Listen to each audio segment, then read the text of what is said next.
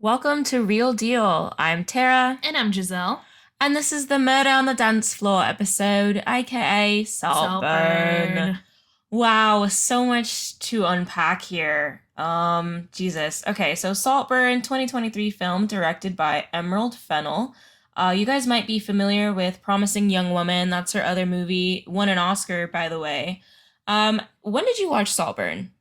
I watched Saltburn as like an early release, I'm pretty sure. It, Yeah. yeah, I definitely saw it before like it was out to the Gen Pop. I saw it at the time where nobody knew about the things that were happened, the things that I saw. You had to keep that to yourself. Yeah, That's crazy. I was waiting for the reaction. Definitely, it was. I saw it the week before it was like released. Okay. Yeah. Okay. I think I watched it maybe a week after you, and then I've seen it two other times since. I watched it again on New Year's, and I watched it recently with some friends who had never seen it before. So it is unfortunately pretty fresh in my brain. Yeah. I saw it at that early release, and there was really nobody in the theater. Maybe me, my boyfriend, and seven other people. Mm-hmm. And the guy that was down the aisle from us walked out. If that gives you an indicator Oh, wow. as to like what the air in the theater was like. So that was pretty funny. Wow. And me and my boyfriend were the only one that like had a chuckle. I always feel like that though. Yeah. We really be in the theater going ha ha ha because I find everything funny. No, and I'm gonna laugh. One thing about us, we're gonna laugh. Especially this movie, because sometimes there was nothing you could do but laugh. No, it was so goofy So, sometimes. That was all that you could do. I went with a friend, and it was a pretty empty theater. Yeah, there was maybe only like four or five other people in there, and they weren't even within my view. So it was just me and the friend focusing on the movie ourselves, and my friend fell asleep, so I had to suffer a little bit on my own, which wasn't fun. Yeah. And I think it was like midday, so pretty average experience. Let me read the description for you guys who maybe aren't familiar or have been thinking about watching this because it's been on everybody's radars lately. Saltburn. Struggling to find his place at Oxford University, student Oliver Quick finds himself drawn into the world of the charming and aristocratic Felix Catton, who invites him to Saltburn, his eccentric family's sprawling estate, for a summer never to be forgotten. I will never forget that summer. No, me either. And I don't ever need to watch this movie again. It's been 3 times now, and it's burned I only into saw my it once, brain. and that's all I need to see. Yeah, that's enough. That's enough times, I think. Yeah. So, of course, starring Jacob Elordi Ugh. and Richard E. Grant, Rosamund Pike, and Barry Keoghan, who we all know by now, with a little appearance by Carey Mulligan. I do want to say I went in knowing nothing about this film. I had seen the trailers. My grandma was like, "Oh my god, I want to watch it." I was like, Grandma. You don't have to She's get that always one trying on to watch Prime. movies with me lately, and I'm just like, listen, we're gonna have to watch this one separate after we saw the movie. Definitely not grandma approved to watch with. No. Don't watch this with anyone that you are not interested in seeing a dick with. Yeah. I will say. If you're not cool with being uncomfortable with them and like maybe appalled and even disgusted, Yeah. don't put it on. Yeah. You don't need to put it on. Yeah, so I did like have really no expectations. I will say whoever cut the trailer did a fantastic job. Oh yeah. I had no idea Yeah. based off of that what was going to happen. I didn't know what to expect. I had seen a few TikToks, but I think, and we'll really dive into this later, I think that those TikToks made a big deal out of one particular scene.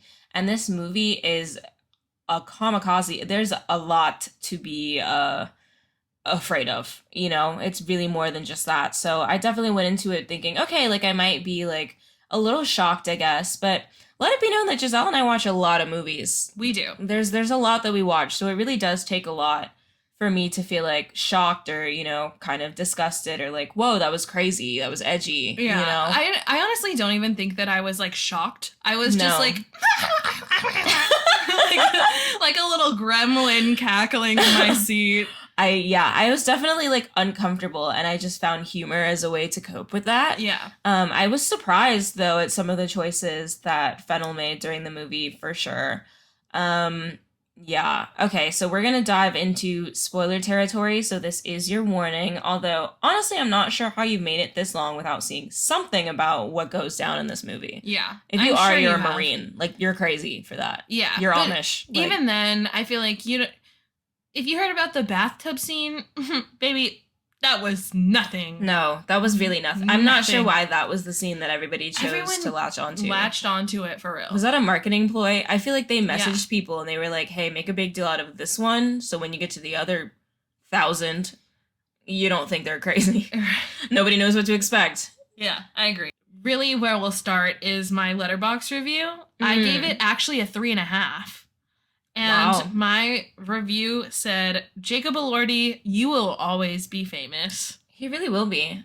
Yeah. And side note, what a year 2023 was for him. Good for him, to be Yeah. honest. He Yeah. deserved it. Absolutely. He is probably like the least expected Euphoria breakout star that I had on my list. Yeah. I did not anticipate that one. No, me either. He does really do a great job in Euphoria, though, because I did hate him while watching it, so... Oh, he was so essentially hateable. effective. Yeah. I believed it. Yeah, I did. And I really enjoyed him as Felix in this movie. You know, I think that you kind of build up sympathy for Oliver in the first half. And I think the first half of the movie, they spend all their time at Oxford, and you're just watching two boys get to know each other. You know, that's pretty enjoyable. It does read like Degrassi or Euphoria. I mean, just kind of petty dramas and, you know, somebody with a troubled past, you know, a kid latching on to another and times of trouble. I think that was pretty. I mean, all of the scenes at Oxford were nice. You really get to understand everybody's character. And I liked it up until he really gets to Saltburn, and that's when things do get a little weird. Mm-hmm. I agree.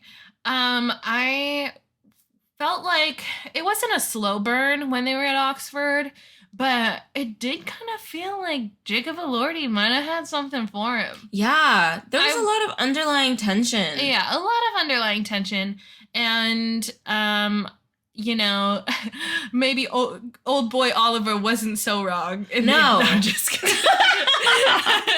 Maybe he's justified. I would have done exactly what he did. No, one of my favorite Letterboxd reviews of this movie, I think it's by like Zoe Rose Bryant, who's one of my favorite like film people on Twitter and just in general. And she was like, literally a movie about how Jacob Elordi is so sexy it makes you lose your mind. And I'm like, honestly, that's real. Honestly real. That's honestly real. Been there. Yeah, been there, still there, never left. Yeah. Unfortunately. Still seated, still waiting for his appearance in the new Frankenstein. Yeah, New Frankenstein. Yeah, they make this up, Brandon. Yeah. Back to no Frankenstein talk today. That would make 2 episodes. We're gonna go back. We're not. Sorry, it's just. Anyways. Jacob Elordi did give like a really amazing performance. Barry Keoghan absolutely insufferable. Yeah. At the end of this movie, and he really did the damn thing. I think the guy who played Farley, Yeah, Archie Maddock. Archie, Yeah. he definitely delivered. I really wish they would have done more with him and Oliver's characters. Me too. Besides, like, have them have that little strange like sexual tension, interaction. sexual interaction in the middle of the night. Yeah. I think something that I wish that they touched upon, you know, so we've got the first half, they're at Oxford, second half of the movie, you know, they're spending all their time at Saltburn, and Oliver is slowly getting under everybody's skin. He's, you know, over here canoodling with Elordi's sister, who's Alison Oliver, who gave a great performance. I really enjoyed that. Yeah, she was probably she delivers a great monologue. Yeah, one of the highlights for in sure. the end of the movie. For sure. I really enjoyed that. He's, you know, over here having sexual encounters with her on the lawn. He's over here kissing ass to Mom, Rosamund Pike. You know, he's slowly getting under the skin of everybody in this family. And what did you say his name was? Gosh, I've already forgotten. Oh, Farley. Farley is the only person not buying it. I like Farley. I would love to get drinks with Farley, personally. Yeah, he was cool. I think he runs like Pop Base. Like I feel like that would be his job. Like he runs one of those stan accounts on Twitter. Yeah. Kind of scary, but I was into it. He feels like a Twitter sort of entity. Yeah. You know? Yeah. Definitely just otherworldly and frightening. And I loved it. I got into that. Mm-hmm. And like you said, I do wish that they did something more with that. I do think, you know, him being the only character who's Black, there was definitely such an opportunity for them to do something with that beyond the conversation he has with Felix, where he kind of plays the race card on him justifiably. And then that's it. And they drop it and it never comes up again. I was like, okay, like you guys definitely could have, there was a wasted opportunity there. Mm-hmm. I think I totally agree with that. And then moving into like the latter part of the movie, I feel like after Felix finds out that everything was a lie, Yeah. then it just like, it kind of like falls apart for me. Yeah. I don't know. I think that like it just like gets spoon fed to you the rest of the way. Yeah. I think she's really holding your hand. And I think you've got these vulgar scenes. You've got the bathtub scene. You've got the grave scene. The whole "lucky for you, I'm a vampire," which who the fuck wrote that? Anyway, just not strong. I didn't like that line at all. That was cornball. I mean, maybe that was the point, I guess, but I don't know. It didn't do anything for me. It just felt like a waste, you know? She's doing all this hand holding, and by the time the movie ends, you're sitting there and you're kind of like, okay, like what was that for? What was the point of all of those, you know, gory, great, crazy moments? You know, I don't know if you really needed those for his character. You know? They definitely felt gratuitous and frivolous and unnecessary to the plot. It was just like, oh, I guess like it's just further emphasizing how like fucked up he is. Yeah. But like I felt like I could, if he's killing this whole family, like I think I can grasp the scope of how I'm far putting he'll it go. together. You know, I like, didn't need to see him lick the bottom of that tub. Yeah, you know? And I mean that was an improv, or the grave scene was an the improv grave scene was improv, which was wild because that definitely, I was like, okay. I would say that's worse than the bathtub scene. Yeah. Easily. Yeah. Definitely the one that I was like, ooh, like a little uncomfy by. Yeah. But I don't know. Just confusing because he's got such insistence at the end that he hated Felix, that he didn't love him like that. You know, I think we dip our toes in gay and then we pull him back out. We're like, not actually though. Yeah. You know, which makes the grave scene all the more confusing to me because I'm like, what did we actually achieve there? That he's just a psychopath? That he's just weird? Okay. I definitely picked up on those things prior, you know? Yeah. So just empty choices. And I think that that's really what made me feel the way I did about this movie, is that it just wasn't solid enough for me. There was a lot of opportunities that I felt like were really missed on ways that she could have elaborated, and other places where I'm like, that was too thoroughly explained. The montage at the end, unnecessary. Yeah, definitely. And I feel like throughout the movie, I felt a huge lack of empathy for Oliver, where in turn I felt bad for Felix and his family. Yeah. Because I was just like, oh, like, why should I feel sorry for him? He's a fucking asshole and disgusting and a dick. And I mean, I don't know if maybe that's, you know, Fennel's intention. I think, you know, from a criticism standpoint, I think when you look at Fennel's own background, she went to Oxford. She does come from money. And I think maybe it's worth noting that we've got this narrative going where it's like, maybe the rich people actually were good people, you know? But I'm just like, I'm just not really buying the whole story that you sold us. Like, what was the point? Yeah. What was the reason? I agree. You know? Yeah, that definitely fell flat for me. And I think that they did the best with what they were given. Oh, yeah.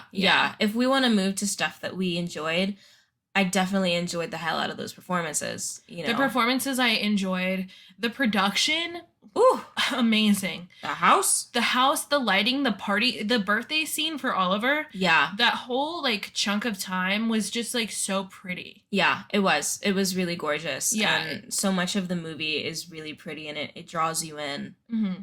It felt like almost like a call to the Leonardo DiCaprio version of Romeo and Juliet. Yeah. Almost. Yeah. With the like angel. The wings and stuff. Wings, yeah. Which the moody lighting. I thought that that was cute, but I do think it's so interesting that her metaphors are so plain and obvious to you. You know, that you've got him with like the antlers and he's the devil and looks bad, and then you've got a Lordy with the wings and it's like, ooh, good and evil. And I'm just like, okay, interesting, you know? Yeah, I just don't know what the messaging was. No, me either. Like at the end of the day, I was just like, okay. Yeah. And I think I say that to say it's not like it went over our heads. I think that it just was so obvious to us that it Mhm. wasn't truly enjoyable. You know, I think that the whole hand holding at the end, we keep talking about that because I really think that it just kind of bored me where he's Yeah. puncturing the bike and stuff. I mean, duh, I kind of put that stuff together, and I don't know, I guess maybe if you are not familiar with this genre of movie, you'd be like, wow, what a crazy twist, you know, but I just felt like, duh, you Yeah, know. I think for a casual movie fan, you would enjoy this. For someone who's not like that into like analyzing what movies mean, or like Yeah. if you just want to watch a fun movie, like it was pretty fun. It was Yeah. entertaining, and Jacob Elordi is pretty to look at. Yeah, Some may I'll give it say that. Barry Keoghan as well, but some may Barry say Keoghan, you're so good at playing a weird little freak. Like you've got that down pat. yeah, for It's real. crazy. It is entertaining. It is a fun movie to put on in a group of people. For sure. I have to give it that. But I think as for deeper meaning, it just doesn't bring me to where it wants to. And if you want to look at movies that kind of do exactly what she's trying to achieve, Talented Mr. Ripley, I think, is a perfect example of how to do that correctly. You've Like got perfectly. perfectly, yeah. Yeah. You know, you've got the jealousy aspect, you've got him stepping into his life, taking over, you've got murder, you've got it all, and it's done so well that you don't have all these remaining questions. And I think what I really enjoyed about that movie, though, is that all of the characters are given a motive. I'm not sitting there wondering why each person is doing anything, why, you know, what's up with them psychologically. You know, I don't need things explained to me like I'm a child. You know, it's really easy to follow, and you build an attachment to each character. You build an attachment to Matt Damon, and you feel something for him as he's, you know, trying to step into the lives of these other people. Where with this movie, I guess maybe it's her point that you don't feel any empathy, you know, for Oliver, but you also don't understand him. You also don't get any kind of sense of motive. It just feels really random. Yeah, I 100% agree. I think the reason why I gave it that extra half star was I did appreciate all of the foreshadowing in the movie, Mm-hmm. like Jacob Elordi walking in front of the window when Carrie Mulligan character is like talking about how her friend walked in front of a window and blah Yeah. blah blah, like all that stuff. And I appreciated the scene with the stones and things like that. Yeah. Yeah. Yeah, and I think he didn't grab the stone out. Yeah. He takes them out Yeah. and then puts them on top of the music box of like the little family at the end. Yeah, I think there's some meaningful things that happen. Mm-hmm. It just feels like it fell short. Yeah. It's not a consistent story. No. And I just feel like I was really unable to attach to anybody except for Felix, you know. That was about it. And Venetia, I think that I really attached to her. I like her monologue a lot. That was something that really stood out to me. But other than that, it just felt like what a waste. Yeah. You know, great gowns, beautiful gowns, Beautiful gowns. beautiful gowns. But that's about Beautiful it. gowns, beautiful boy, but That's about it. That's it. That's it. Yeah. I don't know. I feel like swing and a miss, Mhm. truly.